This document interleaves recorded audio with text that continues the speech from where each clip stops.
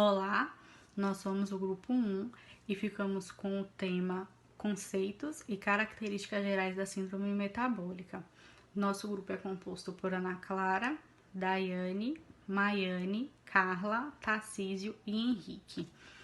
Bom, o que é a síndrome metabólica? A síndrome metabólica ela é caracterizada por manifestar fatores de risco metabólicos em um único indivíduo, fazendo com que ele desenvolva doenças cardíacas, derrames e diabetes. Essa síndrome metabólica, ela também pode ser conhecida como a doença da civilização moderna. Por quê? Porque a civilização moderna, as novas gerações, a sociedade atual tende a ser cada vez mais sedentária e possuir uma má alimentação. Isso faz com que aumente os fatores de risco metabólico e, consequentemente, ocorra essas doenças. Em países em desenvolvimento, essa chance é muito maior. Nos Estados Unidos, por exemplo, 40% da população idosa acima de 50 anos possui a síndrome metabólica, além de inúmeros casos da síndrome em crianças e adolescentes.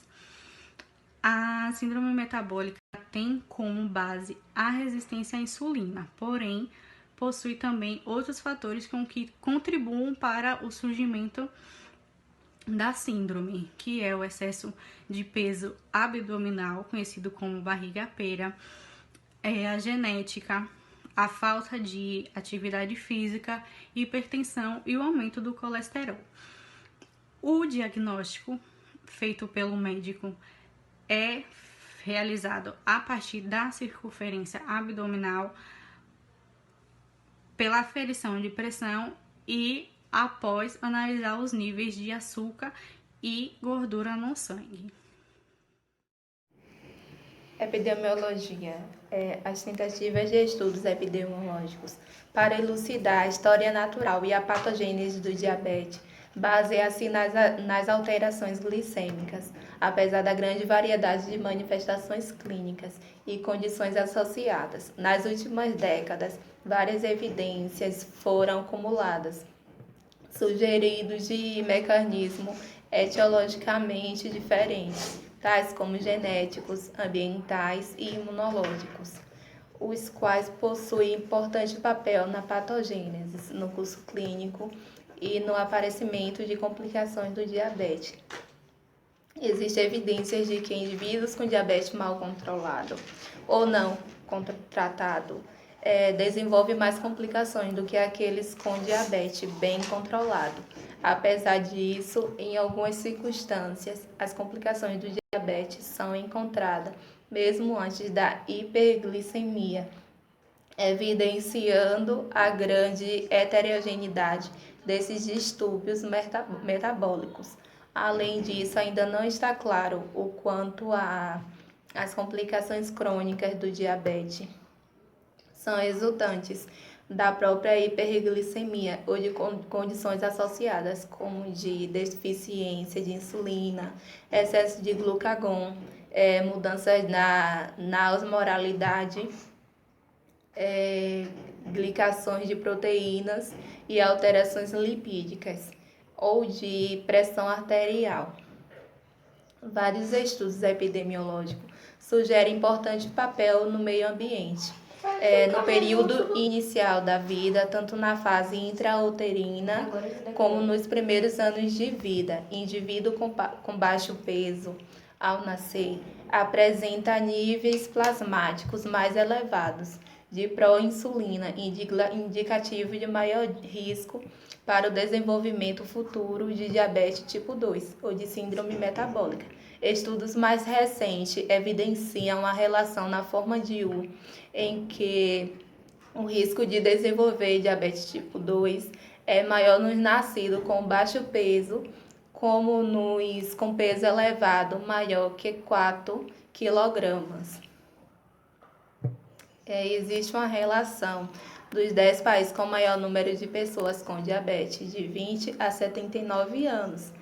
Em 2017, a China ocupava a primeira posição, segundo a Índia, terceiro Estados Unidos, quarto Brasil, quinto México, sexto Indonésia, sétimo Federação Russa, oitavo Egito, nono Alemanha e décimo Paquistão. Na projeção para 2045, o Brasil cai para a quinta posição e o México ultrapassa ocupando a quarta posição. E a Índia permanece em primeira posição. Segundo a IDF, nos países desenvolvidos, o aumento da prevalência ocorrerá principalmente pela contribuição do indivíduo com o diabetes na faixa etária mais avançada, em decorrência do aumento de expectativa de vida e do crescimento populacional. Já nos países em desenvolvimento, indivíduos de todas as faixas etárias serão atingidos, com destaque para a faixa etária de 20 a 44 anos, em que a prevalência deverá duplicar. Segundo a Organização Mundial da Saúde, OMS, acredita-se que 1 em cada 11 pessoas no mundo tem diabetes.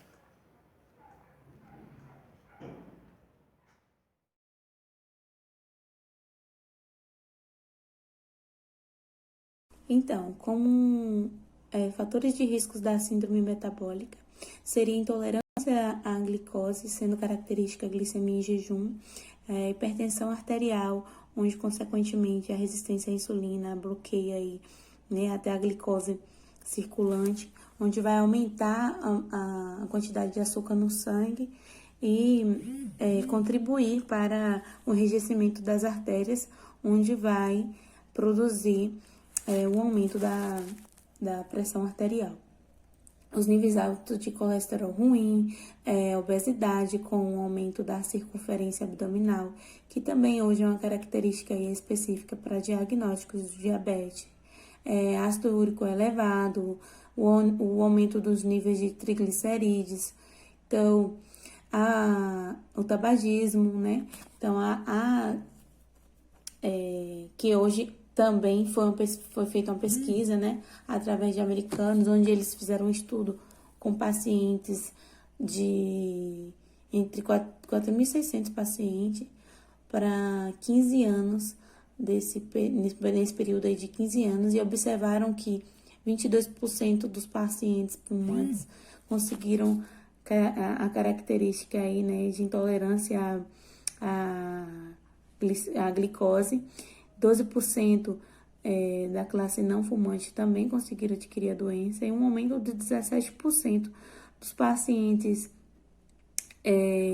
fumantes passivos, onde eles também têm a probabilidade aí de adquirir, né, a doença. Isso tudo porque a fumaça do tabaco, né, ela tem uma toxina que é nociva para o pâncreas, consequentemente, ela vai estar inibindo a produção da insulina, certo? A síndrome metabólica, ela não é uma doença, sim um conjunto de doenças.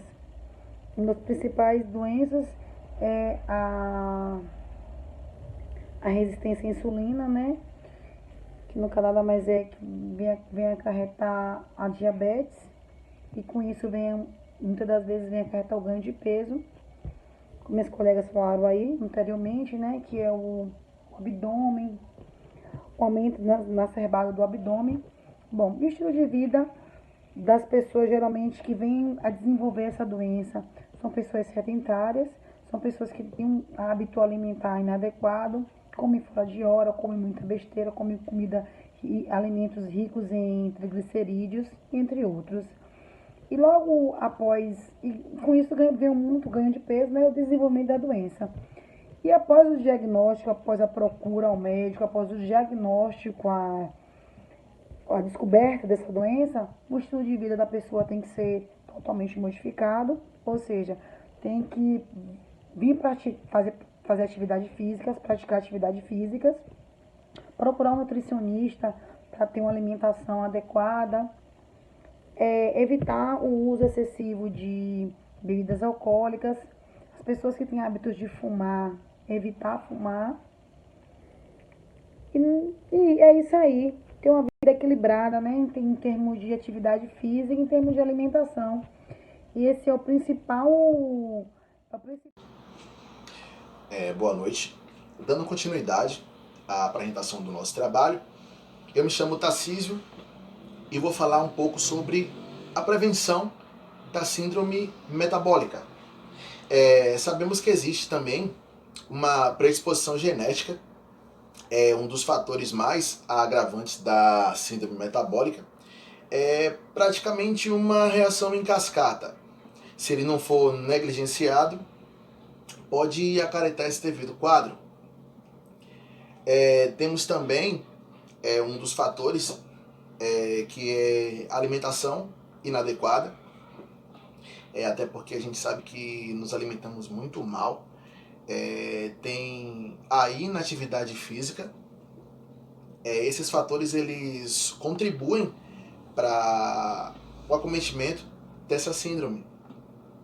E assim, mesmo com todos esses fatores, é possível a gente prevenir essa síndrome metabólica com uma alimentação saudável, rica em fibras, no caso ricas em ômega 3, a gente pode evitar também o máximo de sódio, evitar o máximo de gorduras, alimentos industrializados também.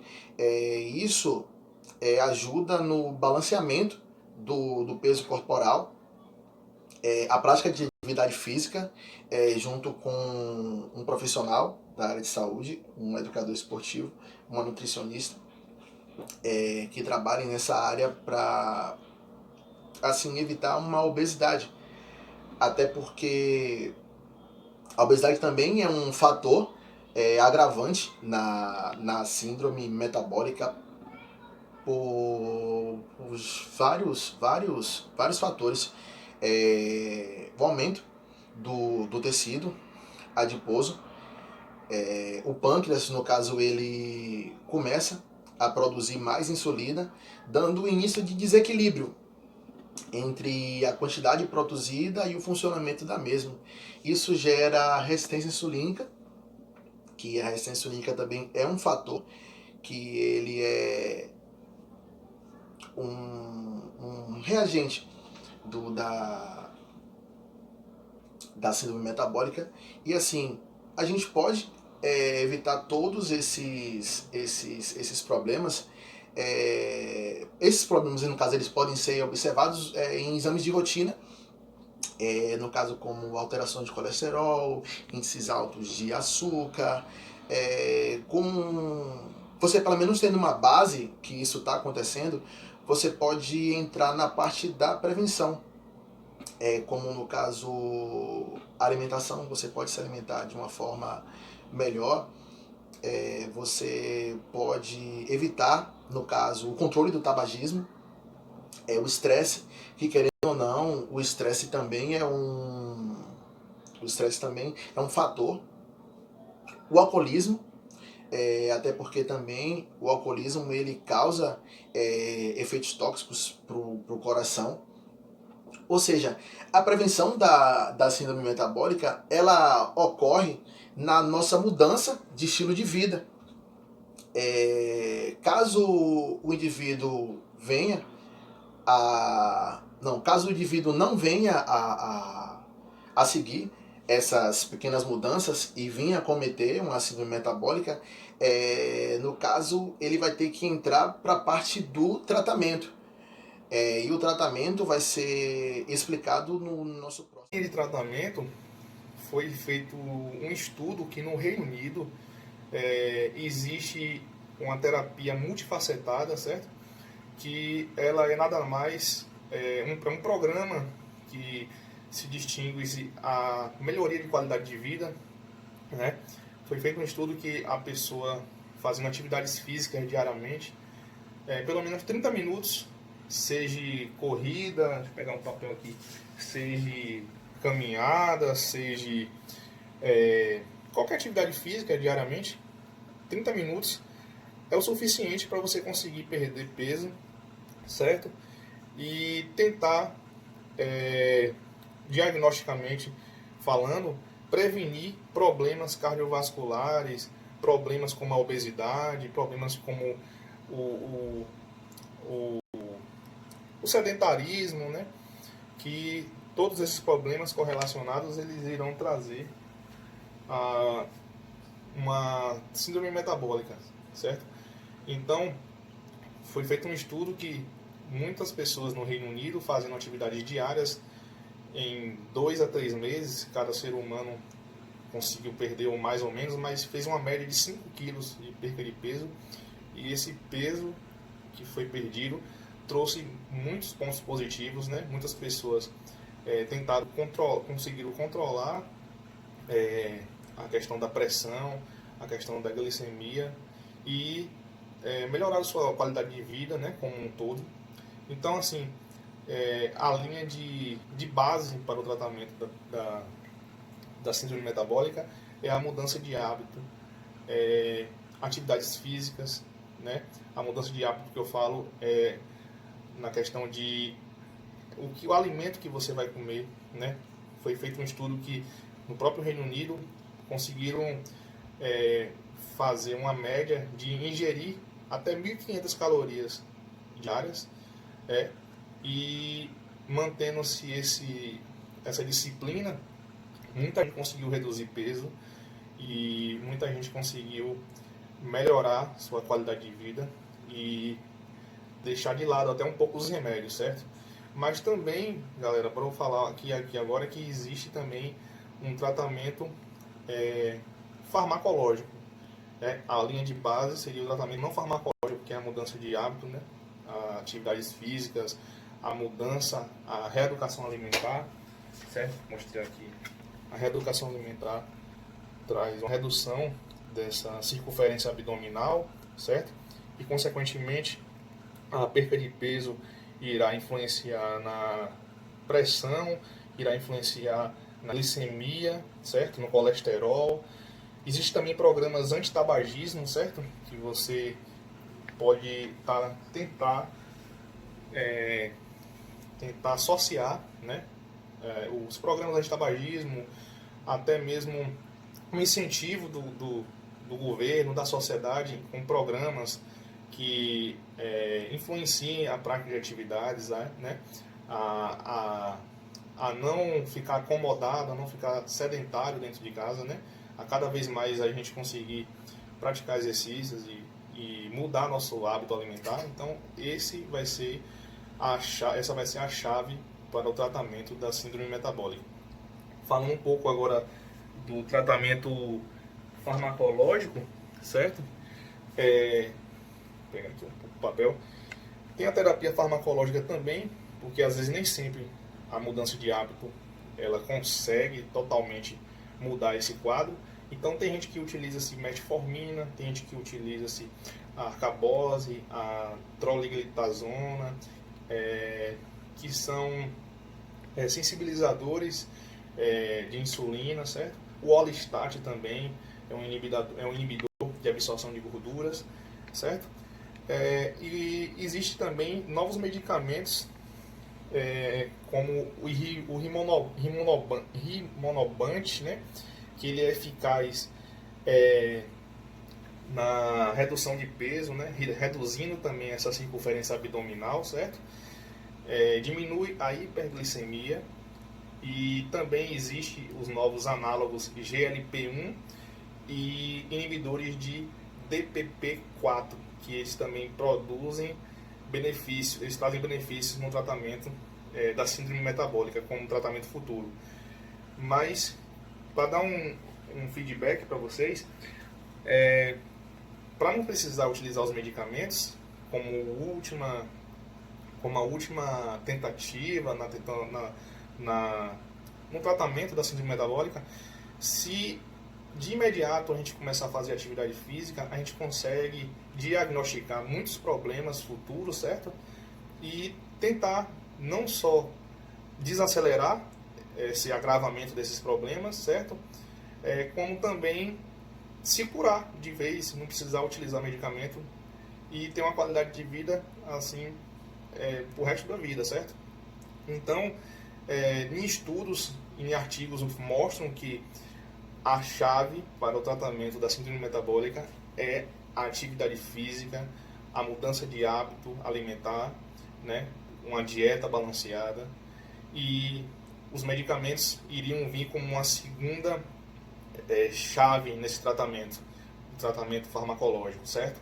Então, galerinha, vamos praticar mais atividades físicas, vamos sair desse sedentarismo, certo? Porque a atividade física só vai trazer benefícios para a gente e a síndrome metabólica vai sumir de vez de nossas vidas, tá ok?